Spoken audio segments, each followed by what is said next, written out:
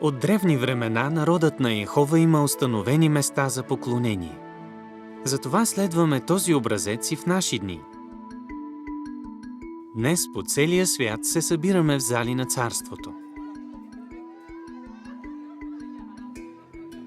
Тук се освежаваме духовно и получаваме напътствие чрез организацията на Йехова.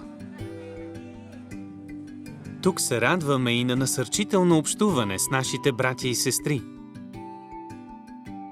Но нашите зали на Царството имат и друго предназначение. Те са центрове на чистото поклонение. В Индонезия, където живея, преди откриването на залата на Царството, нашият сбор организира ден на отворените врати, като покани местни представители на властта и съседите. Присъстваше кметът.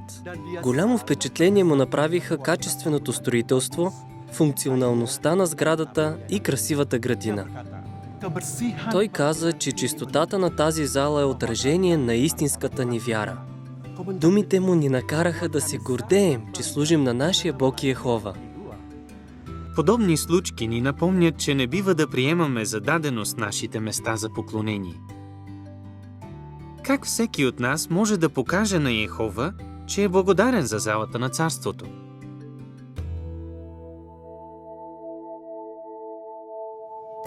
Когато е чиста и подредена, залата на Царството отразява качествата и личността на Бога на реда, на когото се покланяме.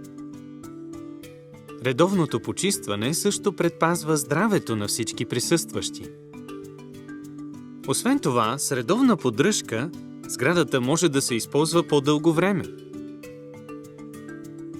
Макар че сборовете носят основната отговорност за поддръжката, представители на МОПС могат да помагат при нужда и да обучават другите как безопасно да извършват проверки и ремонти.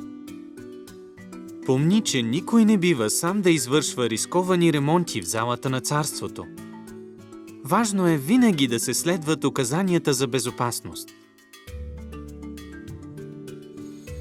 Когато се установяват рано, проблемите могат да бъдат отстранени по-бързо и по-евтино. Ние почитаме Йехова, като мъдро използваме дарените средства и като самите ние правим дарения. Когато в библейски времена били необходими средства за възстановяването на дома на Йехова, мнозина откликнали с радост. Независимо дали разполагали с много или малко, те дарявали щедро. Нашите зали на Царството не са обикновени сгради, а места посветени на Йехова, в които му се покланяме. Като се грижим за тях по най-добрия начин, показваме любов към събратята си, към заинтересуваните и най-вече към Йехова, който любещо осигурява на служителите си красиви места за поклонение.